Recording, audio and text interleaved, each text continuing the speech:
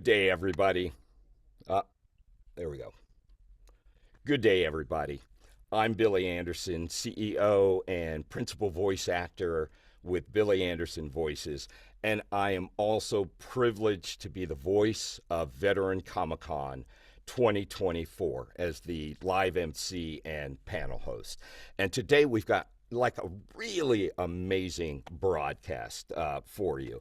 Not only do we have um, four incredible artists and creators as panelists, but we also are privileged today to have as my co host the president, CEO, and founder of Veteran Comic Con, Miss Constance Pleasant. Hello, everybody. It's good to see you. I'm glad that you could join us today. I just want to really welcome you guys to this broadcast and the opportunity to share with those out there in comics land and the fans of Veteran Comic Con and your fans as well. So I want to just start by introducing everybody, and I'm going to share a brief profile of each of you guys, and then we'll dive right in. So I'm going to start with Nicholas Garza. Wave to the fans, Nicholas. There you Oh, go. All right. Nick is a U.S. Army National Guard veteran. He's a self taught comic book artist from Fresno, California. He's been creating art his whole life, and he's been creating whole comics since high school. He is the founder and primary artist for Torrid Comics. Nick began to push to work professionally as an American comic book artist going back to 2013. And after getting his feet wet, Nicholas started creating his own characters, of which he has many today that he'll tell us about a little later on, I'm sure. He created two short stories featuring his characters, and he is putting out work and comic books and new characters all the time. So, welcome. Thank you for being with us, Nick. thank you. Next is Ronald Seaman. Ron is a 25-year Army veteran. Ron was medically retired and subsequently spent 3 years in and out of various hospitals around the country dealing with his numerous physical injuries that he suffered. But Ron is also an award winning cosplayer whose cosplay handle is Arachnoid 3. I love that. Arachnoid 3. Say it for us once, Ron. Arachnoid 3. There we go. He began really building costumes as therapy for himself. And as a result of the urging of his son, he just moved forward and he quickly realized that he had a real knack for it. You're going to get to see in a little while some of the creations on the screen that Ron has put together. They're absolutely amazing. His niece urged him to go to his first convention. Yeah. That's going back to about 2014, 2015 or so.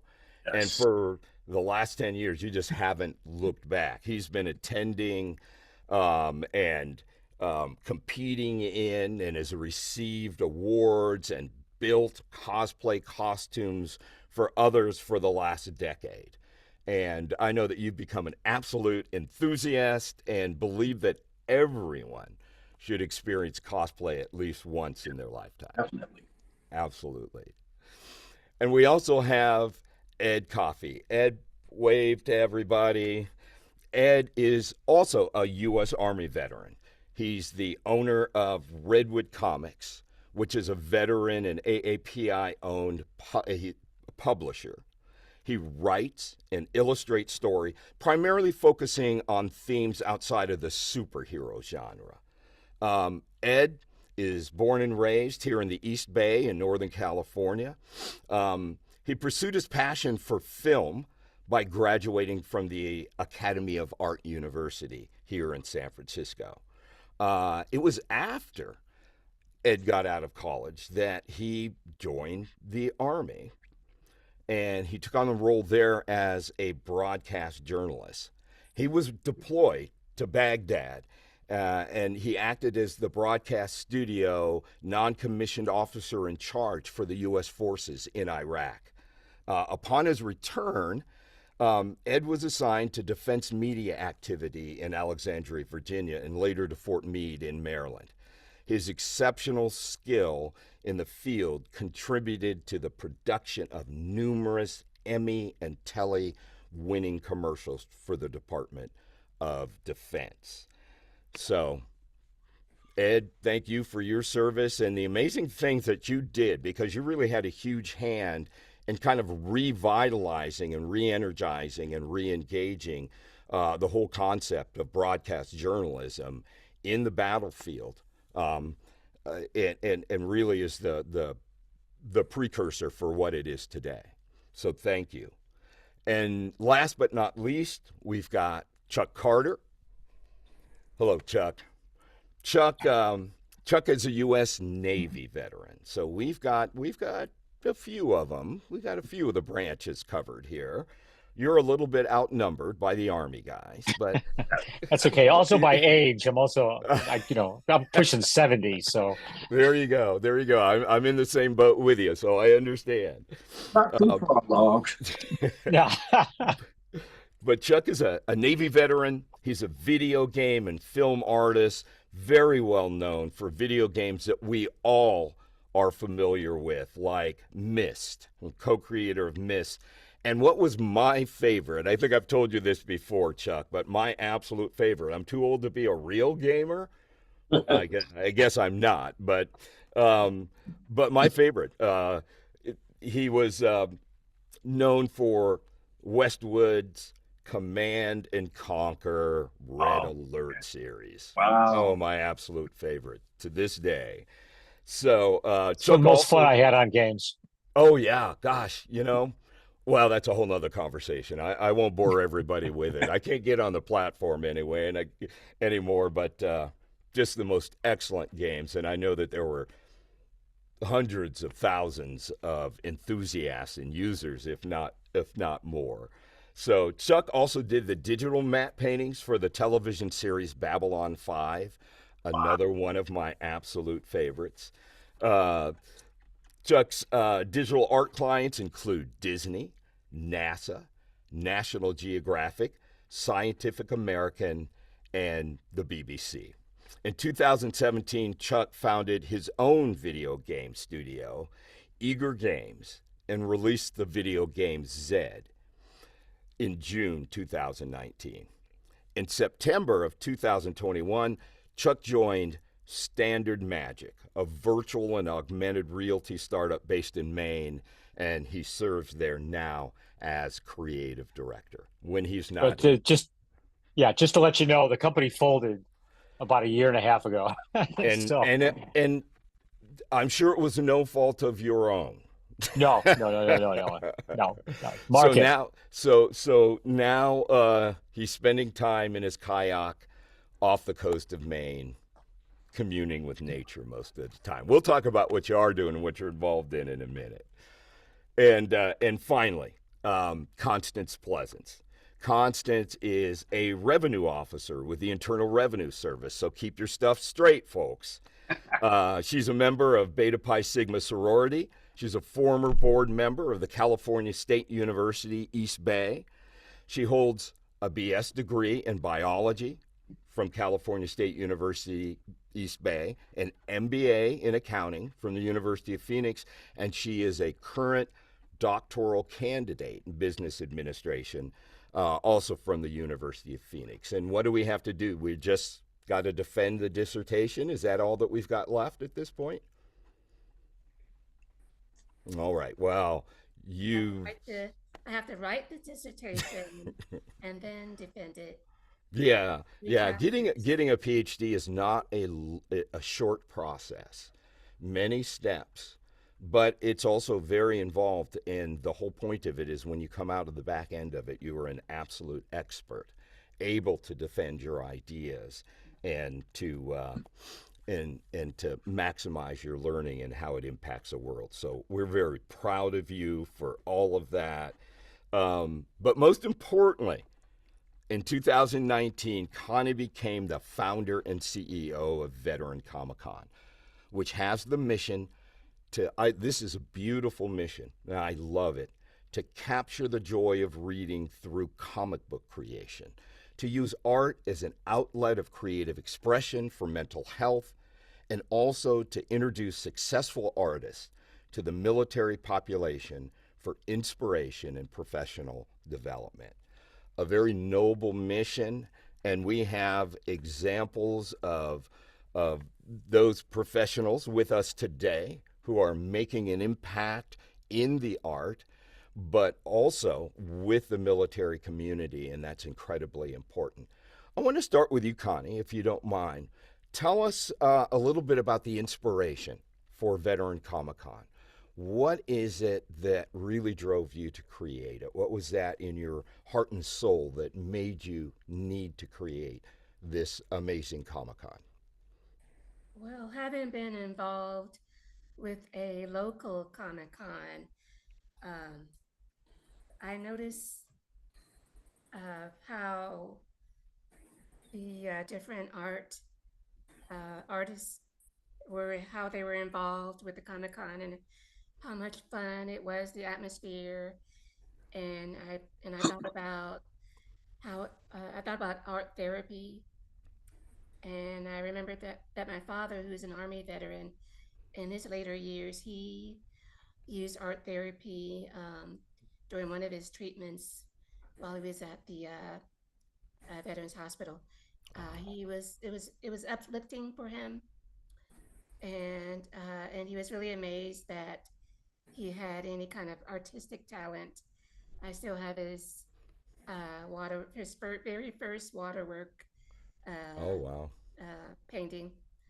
Uh, and so when I thought about how art therapy helps veterans, and how it helps to eliminate the symptoms of PTSD, and me being involved with Comic Cons, I thought I could uh, combine everything together and create a Comic Con for veterans. All right. Such a creative idea and such a successfully creative idea. We're all grateful to you for the creation of Veteran Comic Con. Um, Speaking of therapy, Ronald, let's hear a little bit more about your story. I mean, you're the real vet here, 25 years in the Army. And of course, the result of those 25 years had some pretty significant impacts on you and your life, your health, your physical quality of life. Um, but tell us about your service and that result and the impact from a therapy standpoint that you got from the cosplay that you do. Hey, first of all, I went in the army. I'm like, yeah, I'm gonna do a few years, get my stuff out, get into school and all that. Then I'm like, okay, I'll leave another one. And then they promoted me. I'm like, oh man, I'm like I still haven't seen that school, college, or nothing. But my kids all have their degrees, so. Um, but it was really strange because I went from everything to nothing, Mm-hmm. and I got out of the hospital and like, now what I'm gonna do? Now I came back. When I got home, I started having had all issues, some different things. One of the things that changed, I had to get used to different changes. It's funny, when I was young, since I was really little, I had a I had a problem with light, but I could see real good in the dark. Wow. So I didn't know I had this until my mom said I was little, and I said there's a bug. We had dark hardwood floors, and it was nighttime, just the TV on, and she said she went over and I saw it. She saw it. It was a little beetle or something that got in the house, and so it was kind of funny because I had to wear sunglasses my whole life. Getting in the military, especially in basic drill sergeant, get them sunglasses off my formation. So I had to have a profile at the ready, and it was one of those things. I got into the military. met a lot of good people, a lot of people like-minded. Started finding out different hobbies that people had, and it was great because it was like stuff I missed from like my buddies when I moved away. When I was a kid and my family moved, and it was really cool. I'm coming from a family of people who served long service, and I'm going way back, so it just felt natural. And I had a lot of good buddies I'm still in touch with now, and some of them got into the same thing. Well, they knew before me. And I'm like, why did you guys tell me this existed? But it was good. I got to do good things. And I spoke at schools and stuff like that, especially the little boys. First thing, how many people did you kill? None. And, you know, and like, but you were so like, there's more to that. And I don't know if I could be okay with doing that. So, but I enjoyed my service. I got to do good things. Uh, one of my duty stations, first one, my wife was mad. I was still waiting orders, but I was serving in New York at that time because they had me going at Fort McCoy, whatever, until because there was something wrong with my paperwork. So they had me going there, just working out there. And one day they told me there's been some mistake. The day after tomorrow, you have to be in Germany. Oh my goodness. So just getting used to the military way of things. Yeah. And that was the longest ride home I ever had to take. I got to tell my wife. My wife had just had a baby. Oh. I had to tell her the day after tomorrow, I have to be in Germany. Now I'm still thinking I'm going to get that reprieve. So, oh, it's a mistake. No, it wasn't. So now I know this is going off the topic, but I'm over there. Then she arrives, right? She's got 3 little kids, and she's talking the ride. They got on the plane, all that. She flew military planes, and they weren't that great. The kids all over the place, and everybody was crying and all that. And I think it's during the winter time, as a matter of fact. And when my wife got to the door, she had a kid on the thing on a little front strap, bags in both hands, 3 other little kids. And I opened the door and she said, if I had a free hand, I would punch you in the face.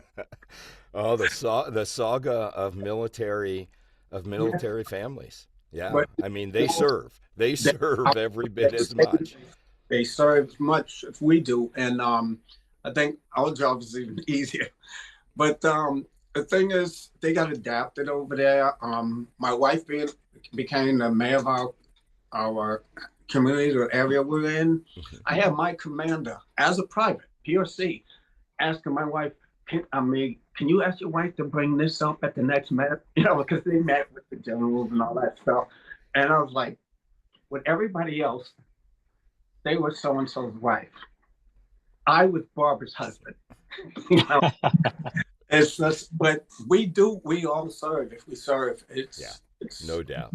It's something, the whole family's into it. The kids have to get used to it, but I think it's a great thing because after that, everything's easy. Yeah. I mean, you live the full military life. When you do 25 years, essentially, you said, "This is my life." Yeah, it became, and you must adapt to everything that it puts in your way. You have no idea how hard it was not to speak in acronyms.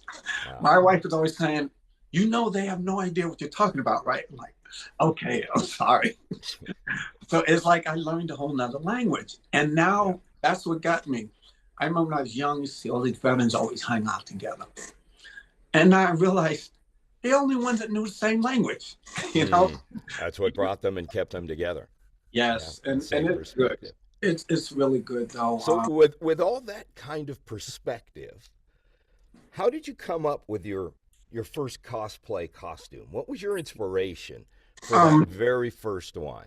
And what did you call it? All right, I didn't know what to do at the time, and everyone's doing Iron Man. My last name is Seaman, and so let me do a mashup. and I did a mashup, and it was the Iron Merman. I thought it'd be good for laughs and, you know, a one-time thing. Now, no matter where I go, whatever I bring, I have to bring that. That's And the most popular one, huh? it's crazy. I'm on the cover of a motorcycle magazine of all things, and it was kind of crazy, but it was really great meeting the people. And you see, a lot of them had the same things because only thing I knew about this was, like I said, I watching movies, bunch of nuts running around, and they really don't portray it right. And I've met military people. I met a general who cosplays, who's into that. So it's like that's something that was in me all the time. I just had no way to let it out, and it was necessity. I noticed, among other things that are wrong, I also have severe central vertigo. I can't go 5 minutes without something to do, or my wife had to get me to bed, and that's it. So when I found out when I was being creative, as long as I was doing something, I had no problem. She had to yell at me to come and eat. Once I eat, I have to eat fast and get back to something. As you see right now, I'm in my music room, a musician also, and I had to stay in here so I made sure I wouldn't miss this. Uh, You know, it's just one of the things you deal with. One of the months ago, out of the blue, I started having seizures. They think it could be something I was Sorry to hear that. exposed to, and it was really weird. And it's on top of everything else, that's the worst because it messed with my mind. And I'm thinking, like, I had a physical therapist yesterday. Now, a few weeks ago, I talked to my wife, and I'm thinking it's months because I also tore my rotator cuff. And she says, no, this has been a year. And I'm like, that loss of time. I've never been depressed in my life, but that was it for about 3 days because I'm thinking, how many birthdays did I miss that I don't remember and all that? It's one thing when you're in, you know, you miss those things. You have to. But doing something like that was really weird. And it's something I had to accept because I was known for being used for my mind. And then I couldn't remember things. Now, one of my buddies, our families were tight, kids grew up together. When he retired, they moved here to be closer to us. They actually stayed with us until the house is ready. But he's one that really talked to me about all this. I didn't even know he was into that. He got me to my first year getting to all the cons. He carried all my stuff. He packed everything, drove me, and that's a good buddy. Yeah. And, So the whole thing really, I mean, this has been absolutely therapy for you. oh This yeah, has been the thing that's been able to allow you to focus, to it, maybe push out some of the physical issues as well as the vertigo and things like that, to be able to put it in the background while you concentrate your creative energies yes. on And this. I get to talk to a lot of people too. There's a have big following handicapped cosplayers, Mm. but they're not handicapped cosplayers, just cosplayers. They're That's adapted. They're just yeah. adapted And cosplayers. hey, and That becomes sometimes we have the advantage because I turned my chair into a ship at one point, and you know there's wow. all things you can do for it, and I still feel like I'm a baby in it. And then I was thinking, well, am I too old to be doing this? Then these guys asked me to be in the 60 and over club. Wow. So I still fit in, and I was a young guy in the group. Wow. But Well, it's helped me a lot because um, it helps me get back to things. Now, right now, I'm in a little rut because of the seizures. My hands shake a little, and I can't grab things too much. So my wife and my daughter, I call them the wardens. They don't want me out because on my patio, I usually work out there and build my stuff. I'm like, no, you're not going to be out there. So, but she's actually they're not cool with this idea anyway. But I told them I'm going, and I'll okay. see what works out. They're just worried I'm forget my meds, whatever. But I'm going to be okay, Yeah. and I'm looking forward to really meeting all you guys. It's it's one of those things, but I can't do that right now. But I'm making music. I've been invited to do this thing at the Strauss Center. It's a veteran thing they have, and I did a song a few years ago called "Why We Do What We Do," and I Mm, got a video to it. So they said we want to put that all in. right. And All last right. year they wanted me to do my cosplay stuff, and I had this thing. My wife loves Egyptian stuff, so I made this Anubis, and it's the only thing she ever put in the front room in the chair when you come in, and everybody thinks it's like a sculpture or statue or something. And she tells them, no, that's a wearable costume. So Wow. I'll have to bring that there. It's just this helped me more than anything they did in the military. So it was great. Then I started meeting a lot of like-minded people, and then I started meeting veterans, a lot of veterans that were doing it, and like this was cool. Like All like right. somebody should have told me about this before. Yeah. I All don't like right. all the Well, thanks for sharing. That's pretty powerful testimony, and we can see the impact that it has on helping you to heal. And I'm confident you're going to get beyond the physical stuff that you've got going on, and we're going to look forward to seeing you out at Veteran Con, Veteran Comic Con in San Francisco in November. Okay. All definitely. right. I'll be All there. right. Nicholas, you have been a comic book artist since you were a kid, really. What was your inspiration from for becoming an artist?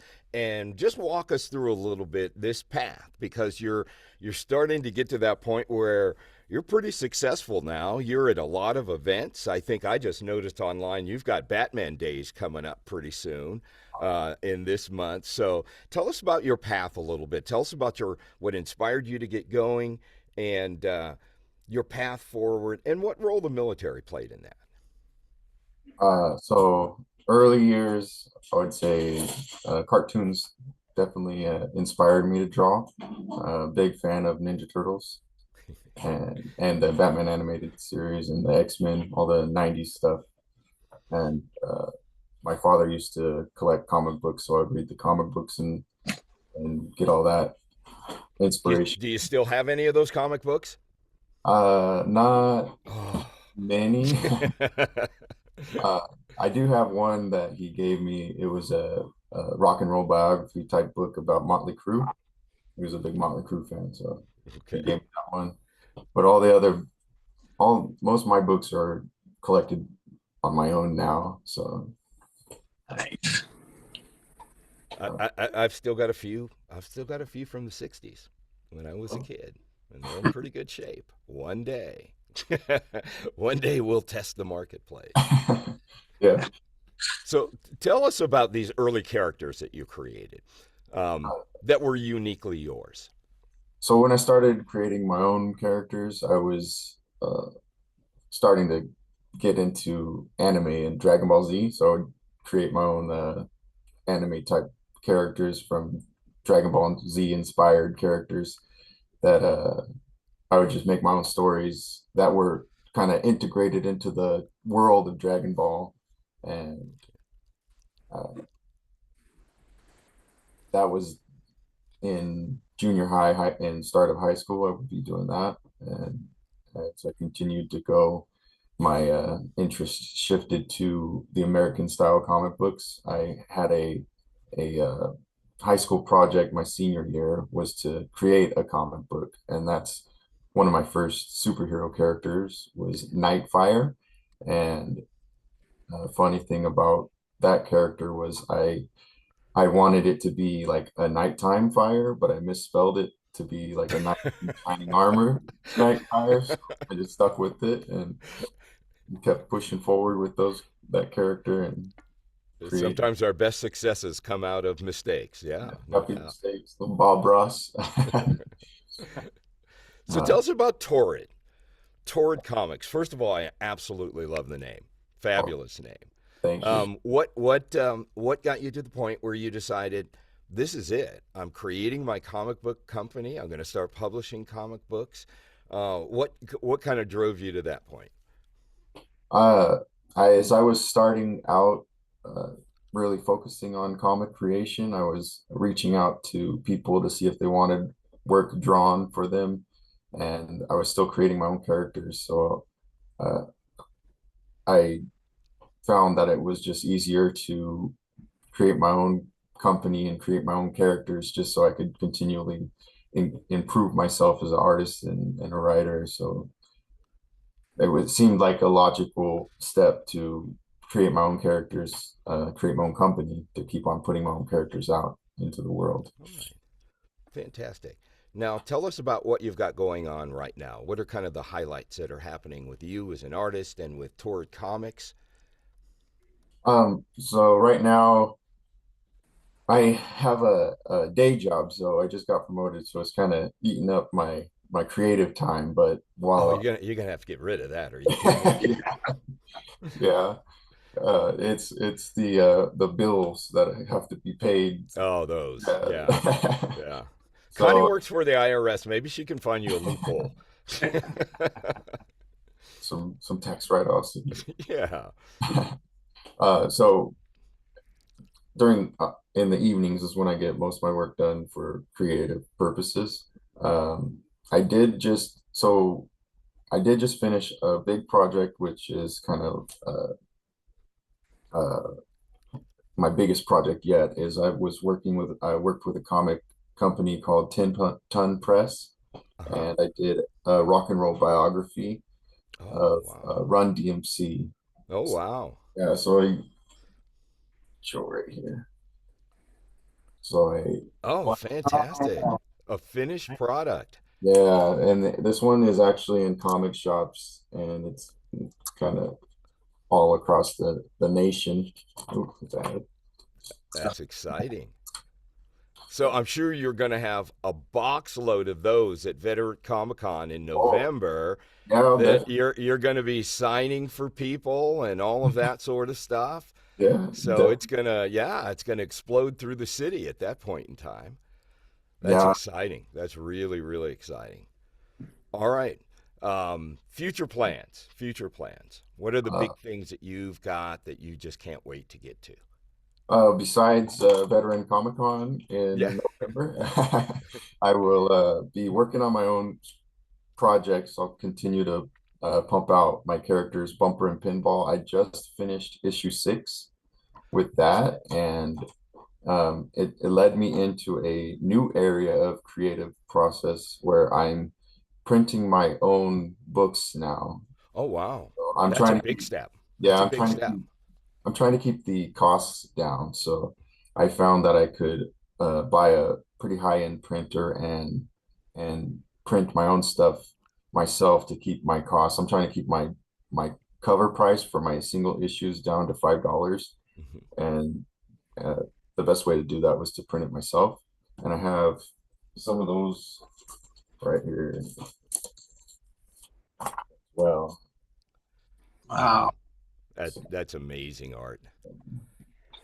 I tell you that's one of the things that I was incredibly impressed about when I was able to see the work that you brought to Veteran Comic Con 2023.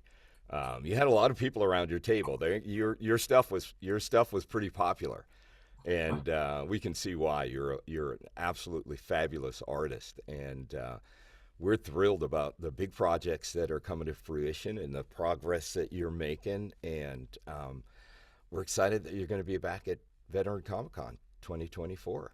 Yeah, I I want signed copies of everything. I'll bring I'm pretty excited for that. I also printing them. I I'm learning all the processes, so I'm doing the saddle stitch uh, single issues, and then I'm also learning how to do the perfect bound ones where it's like a volume book.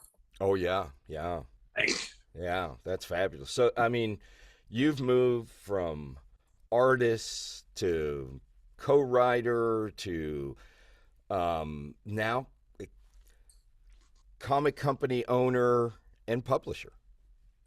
Yeah. You're the whole thing. Well, that's really exciting. That's really exciting. And as I said, I know we're all really looking forward to seeing the continued growth of Torrid Comics and just your excellent artwork everywhere. Um, so make sure all of you guys come Oh yeah. to Veteran Comic Con 2024. Signed copies Yeah. from Nick Garza. All right. Speaking of comic book publishing, we've got, and you know, one of the other things that I got to say, Edward, in introducing you, is Ed has been, in his company Redwood Comics, has been one of the original founding sponsors of Veteran Comic Con. You guys are always there. You've been just such a backer of this effort, and I know that we all appreciate it. But you've also been a real highlight of these things. Tell us about Redwood Comics and your journey as a comic book publisher, because you come out of this. I mean, you come out of this background as a creative artist. You went to school. You've gotten your master's degree. All of that sort of stuff. Tell us about your comic journey, because it's an exciting one. Sure, the comic book journey came about because of the film and television. I wouldn't say failures, because circumstance sort of um, uh, was at play here with the pandemic and then the WGA strikes. And so before the pandemic, I had written what was both a feature and a 1 hour drama, which is Rise, and which is the science fiction story about a squad of modern day soldiers who end up in the Civil War and have to keep themselves from interfering with the outcome of that war, and as well as getting entangled in the clandestine efforts to defeat the Confederacy. So, and that's a cool thing about a lot of your comic stuff is outside of the typical superhero genre, and that's really something too. Because in a way, in my mind, you're really kind of expanding the genre in a way that it needs to be expanded. Well, I mean, the way I look at it too is that so you have to look at the market, right? Especially as a publisher, and there is a degree of fallout in superheroes on television, right? There's been a bit of a market decline even in comic books, but independent comic books, even in the superhero genre, whether it's Kickstarter or the top two indie publishers or smaller publishers, they've had a 30 to 50% increase, whereas Marvel and DC have had a decline in their numbers. And so right now there's sort of this renaissance of what comic books can be. And I will say that in the 90s, I read James O'Barr's The Crow. Younger, I think I was 11 years old when I picked up that comic, and all I knew was that was the film and Brandon Lee, and then I just wanted to know what was the source material. And up to that point, I had been just reading superhero comics. Spider-Man was one of my favorites, and so I read James O'Barr's The Crow, and it was this horror comic, but it was also, in a way, it was this grounded superhero, the spiritual superhero, that brought about these real mythical elements from Native Americans and just mythical aspects of this crow bringing someone back from the dead. And so I was like, oh, comic books can do this, And then I learned that the Teenage Mutant Ninja Turtles was also this wild out, comic book in the 80s. And I was just like, whoa, I didn't realize how violent this was. And so I figured this is what comic books can be, right? And so, leading up to launching Redwood Comics, is I was intending to launch Redwood Studios, because I had a feature film that got an 8 out of 10 on the blacklist. It was a script that got an 8 out of 10 on the blacklist, and it was the script that got pitched around town, and it's gotten me the email addresses for managers and producers that says, when you have something new, send that script this way. Yeah. But the problem with the script is that, hey, the people we need to bring it to the theaters, you're sort of poking at them with this script. And so False Flag, just to give it some background, is a story about a single father who's mourning the loss of his son in the aftermath of a mass shooting. And so a conspiracy theorist comes to his town, gaslights the small town, and demands proof that the tragedy happened. And so it's just sort of, the way I've converted it from the screenplay to a comic book was to make it a horror comic about this guy who was haunted by the ghost of his son. and who was hounded by this monster of a conspiracy theorist, and sort of drawing it in a way that sort of brings back the EC comics, horror comics, and trying to give it that style and that look, but also telling this sad and grounded story of what happens when you interrupt a parent's, just I mean anyone's, but let alone a parent's grieving process, and an all too common occurrence, unfortunately, in our country right now. Yeah. And so it was that piece. And so before the comic book was conceived, Rise had already been written and drawn as a first issue comic. The agent that I had at the time failed to deliver it to publishers. He also failed to deliver the script to the studios that had asked for it, which is Byron Allen's media company, Amazon, Lionsgate. And so I was just like, I guess, I'll do this myself. And so Rise was kickstarted, and I used Seed and Spark, which was a smaller crowdfunding site, and I managed to get it funded, and so from there I was like, all right, I think this has a general degree of interest. I have done Comic Cons, and there was this interest that kind of surprised me about it, and wanting more. And I know I only have that one issue, and people are asking about that second. But I had intended to make a False Flag, which the first issue should be done soon. And if you haven't already, it's actually on Zoop. So if you go to zoop.gg/c/false-flag, you can sign up to get notified. The more people that sign up to get notified, That's it great. moves that title up. Give us that address again. It's zoop.gg/c/false-flag. And I know that's the other thing you do is you can go to redwoodcomics.com, click on the False Flag title, and it'll lead you to probably an easier way to explain it, but it'll take you to the Zoop site. I mean, that's powerful. But I mean, the essence of comics and what makes a good comic. You say that you kind of made this translation from film to comic. It all comes down to exceptional storytelling. If you can capture exceptional storytelling within the context of whatever form, you're gonna have a winner. And so, right. Making that decision, and hopefully it's a decision that really pays off. I'm excited about it. I'm excited to hear about it. I also want to see the film, so you keep the film. We'll hopefully get there. I have a favorite. I did some concept art for a producer in Atlanta. Hopefully I can call in a favor and see if she and I can get together and maybe get somewhere with the short version that I had written. We paused it because of the WGA. I paused it at least because of the WGA strike, and I said I don't think Fate's going to have it right now. So let me just jump into it as a comic book, and it seems to be going a lot faster than the second issue of Rise. So all right, that's exciting news. All right, and that's something that we're all going to be able to see very, very soon. Yes. And is it going to be out in time for you to be able to feature it at Veteran Comic Con in November? Are we on that timetable? I don't think so. Zoop is a great platform because it does support those indie artists. Right now, I'm having a bit of a marketing lull. It takes a lot to kind of produce stuff to help garner the attention for the title. And what Zoop's policy is if it doesn't get 25 subscribers to get notified, then it sort of sits on this coming up. And so I've sort of been, like I said, not really doing my best to market it.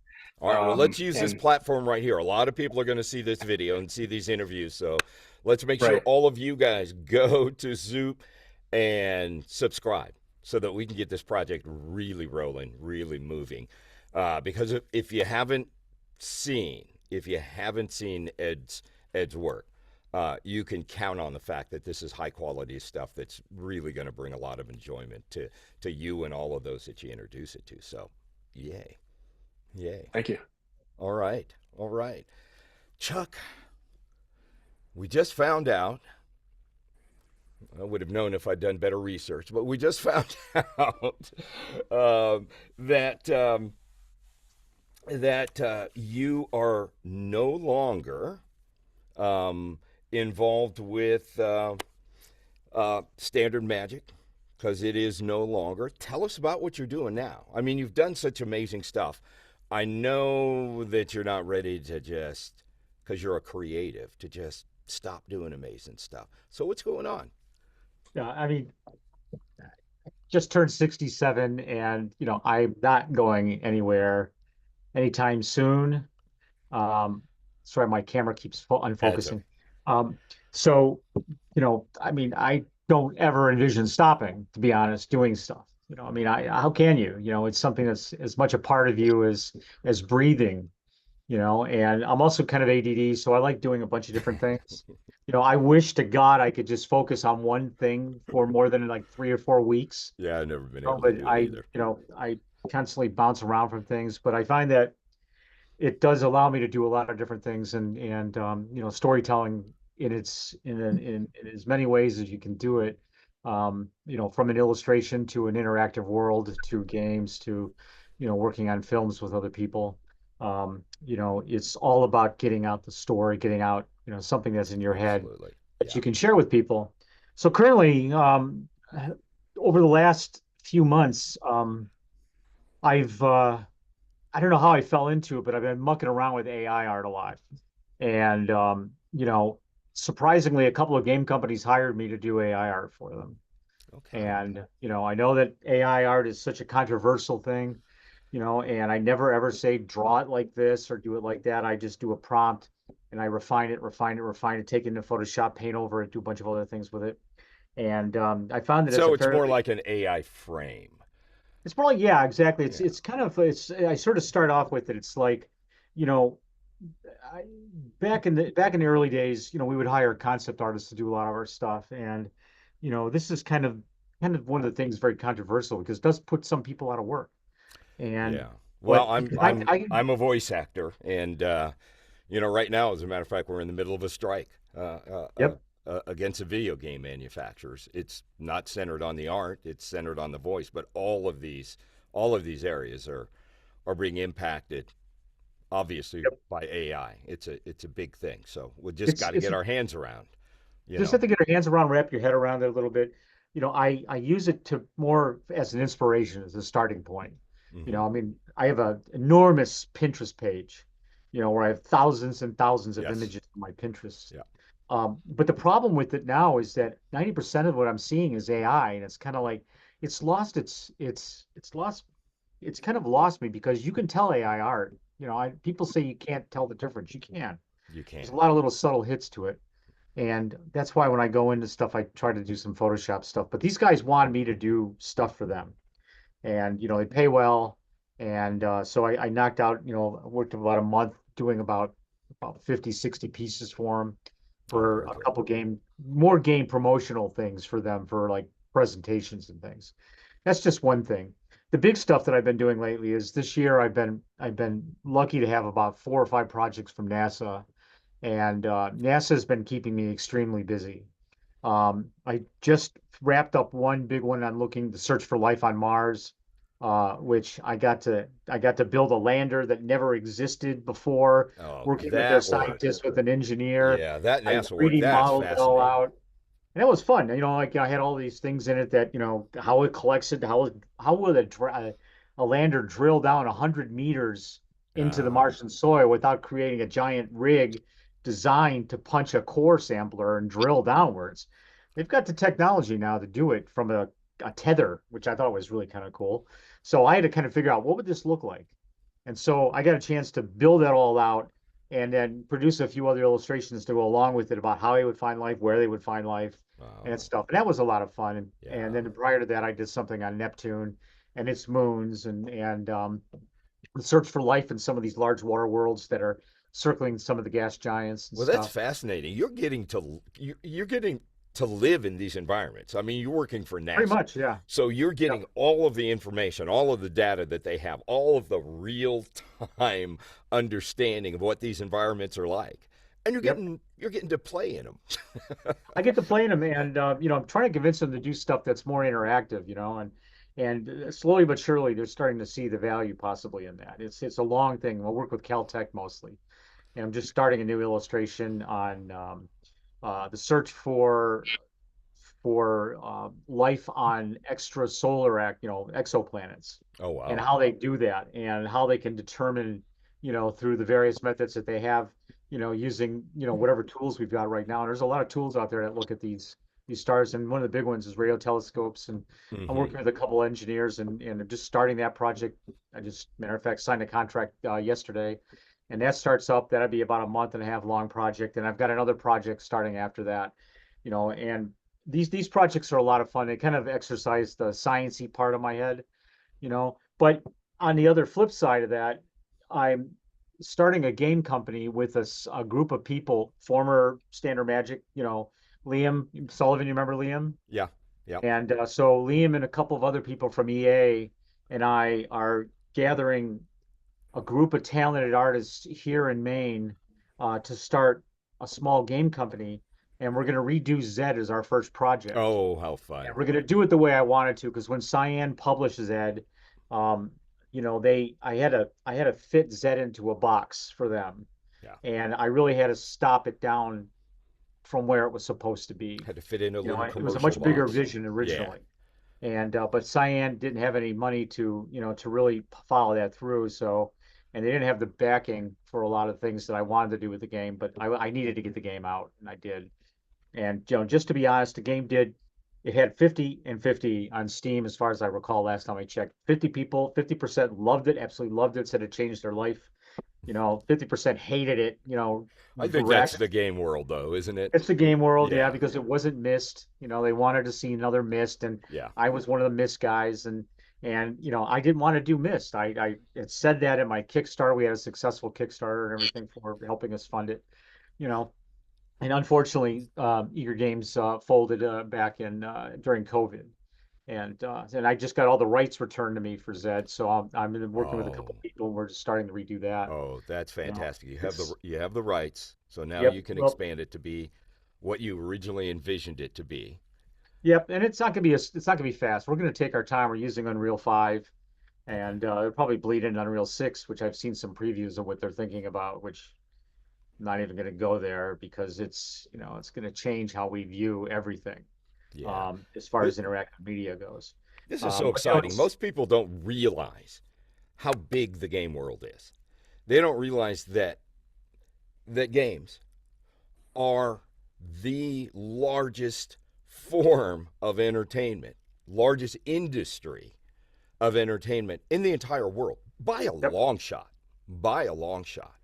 And what we old folks, that's you and me, Connie, and I mean, what we miss by. I'm just starting to get into these games because as a voice actor, I'm coming up with opportunities to actually work within them now.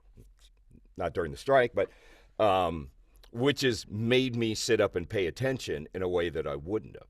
And it is amazing the depth of these games. If you're not engaged, if you're not one of those folks that really spends time in games, no, you just have no idea of the depth of the storytelling of the imagination that yeah. get to engage in within these games. It's amazing stuff. Just don't play Elden Ring, if you value your sanity. So one of the most beautiful games ever made, and it makes you want to kill yourself within like 20 I, minutes of playing it because it hates your guts. This oh game. my God, It I hates you as will. a player. So I mean these games are amazing, what they can do now. But honestly, one of the thing is, I mean, all what I do was inspired by comics. When I started out as a kid, I was wanting to be a comic book artist, and I was just looking around for a comic that we produced in high school, and we had published it. We published 1,000 copies of it, sold about Wow. 600 copies of it through the backs of all the different, like, interview magazines. I can't even remember Yeah. the names of it anymore, back of comics back then, back in the 70s, the mid 70s. And I've had the luck to work with some amazing comic book people. Like Steve Gerber was a partner Oh in a game wow. company we started back. I don't know if you know who Steve Gerber is, but Yeah. Steve invented Howard the Duck along with Val Yeah. Mayrick, who's a Yeah. friend of mine. Um, I so hate to share this with you. You said you just turned 67. I'm 18 days away from 67. oh wow, So well yeah. happy pre-birthday. It's not So so bad. It's not so bad. I it's just not started up bad at rock all. climbing again, Yeah, so you do a absolutely. lot.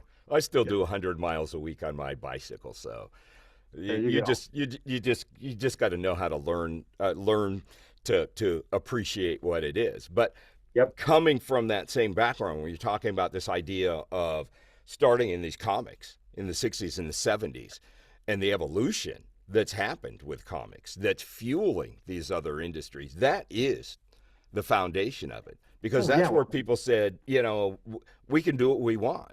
We can do what we want in terms of what we're creating, in terms of characters and how we carry a storyline and all of those amazing things. So this really is kind of the evolution of the basic comic book as we saw it back in the 70s. Well, I mean, comics are, they've moved into movies, obviously. I mean, most people didn't even realize there was probably a comic book involved.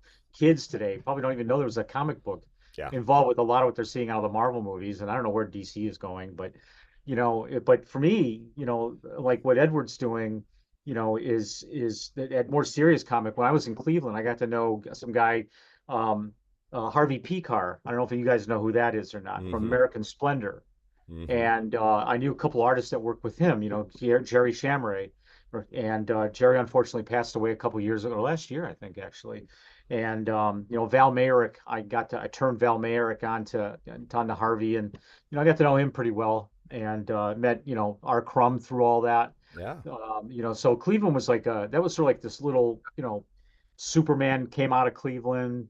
A lot of things came out of Cleveland, surprisingly. That little, armpit of the nation, as they call it, if you live from there. But all of us, I think, have been inspired by comics our entire lives. I mean, the very first thing I read when I was a kid, my aunt, when I was like 4 or 5 years old, plopped a box of comics down, and it's influenced me throughout my entire life. And just as it has everybody here, I'm gonna guess. And I have to say, Nicholas, I've never seen a studio that looks like it's been filmed in black and white. When I look at your image, It's you so got this cool. black beard, black hair. Only color is the t-shirt and your skin. Yeah. Everything It's else got, looks like it's just a black and white image. got So that whole vintage thing going on. it's very cool. I like it. Absolutely. Yeah. Yeah, no, I think that was a very prescient thing to say relative to understanding the influence of comics. We've all been influenced by. It's really funny as you get older and you get back to the point where you can admit how significant comics were both in your life, but now you can revisit it. Now you can dive back into that world because you're old enough where nobody can tell you, you know, Right. that's you need to grow up and get away from that. Hey, I am grown up. I'm way grown up. It's I know that comic books have had an influence on my entire life, and I won't spend time telling my story about that now, but it literally influenced the course of my life, even unbeknownst to me. Just my love for comics and the characters and the way that stories are told within comics. So, well, there's a lot of exciting stuff going on with all of you guys. And I just really want to thank you for sharing that with us. Connie, do you have anything that you'd like to ask our amazing panel here?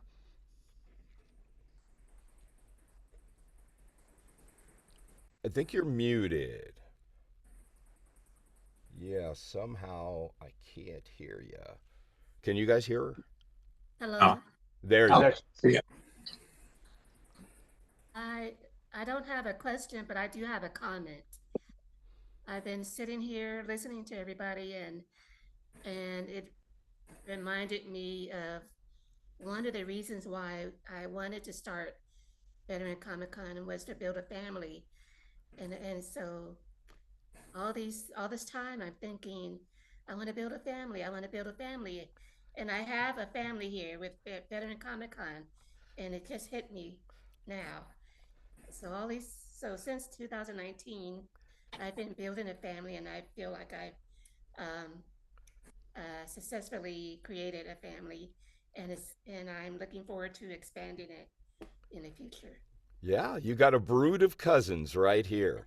Absolutely. I can tell you, I've really enjoyed getting to know these guys, even just, being able to see them or talk to them a couple of times a year. I look forward to kind of expanding those relationships. I'm going to, jump on Chuck as soon as he gets that company started because I know he's going to need work. He'll Oh have to let yeah, me know yeah. who I the mean, creative creative director is going to be. But I'm also really excited about the stuff that Nick has coming up, and Edward, your stuff is amazing. This is really good news, and we can say, Connie, that you heard it here first.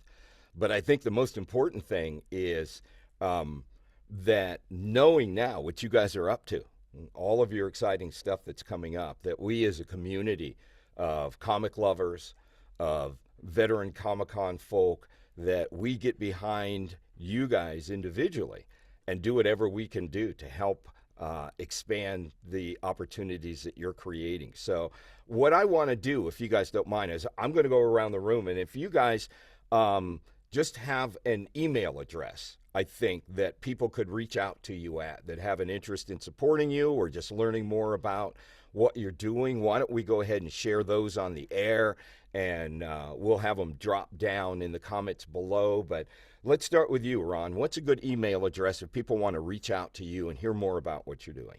Oh, arachnoid3 at yahoo.com. And I also have a page on Facebook.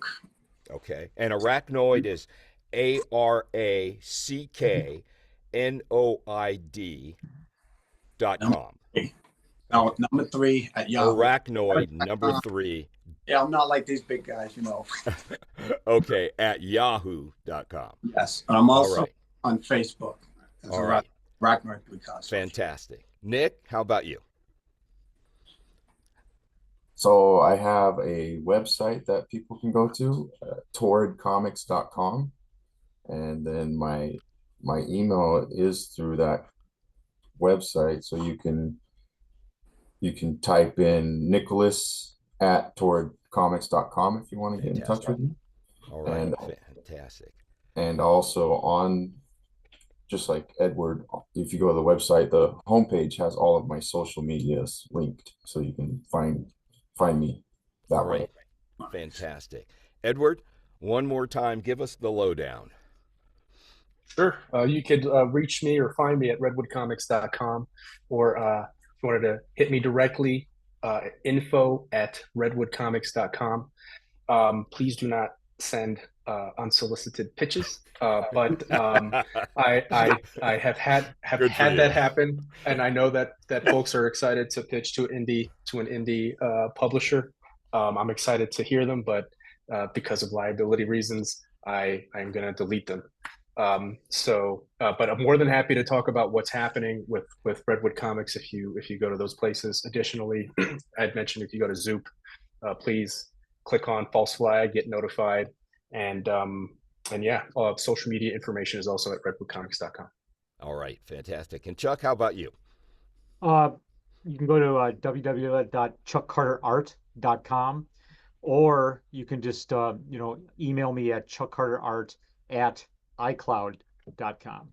And the website's being redesigned now. There's a website up, but I've been wanting to update it because I haven't updated it in a little over a year. There's a lot of new stuff that's going to go up there, but you can always go down to the bottom and just type in a comment or something, and I'll get your email that way as well, or just use chuckcarterart at icloud.com. Fantastic. And yay, Zed. I can hardly wait. Me too. Connie, throw us the contact stuff and where people can find out more about Veteran Comic Con. Tell us when it's coming up, where it's going to be, and how people can get more information about it. Our website, veterancomiccon.org.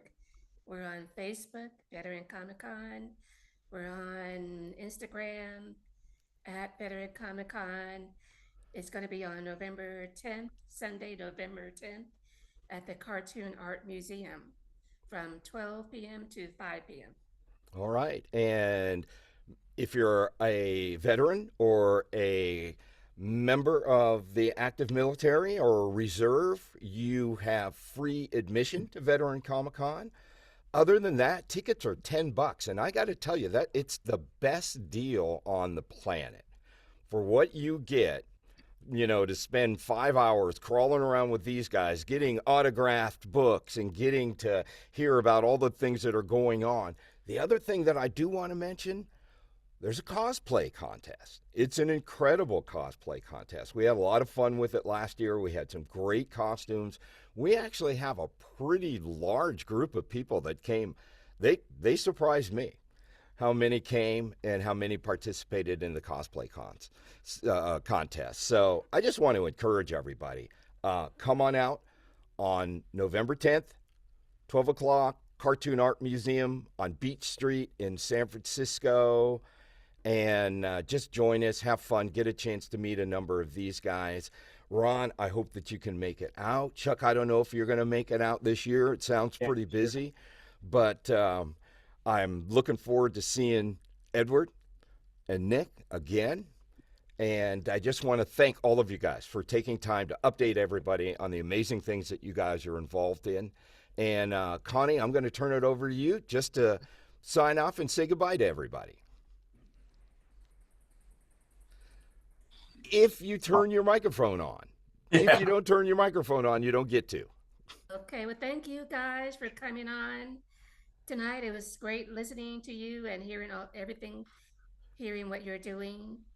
And I hope to see all of you, well, maybe not two of you, but I hope to see most of you on November 10th.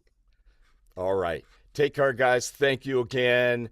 And just good fortune with all the wonderful things that you're doing. Good night. Thanks. Good night. Night.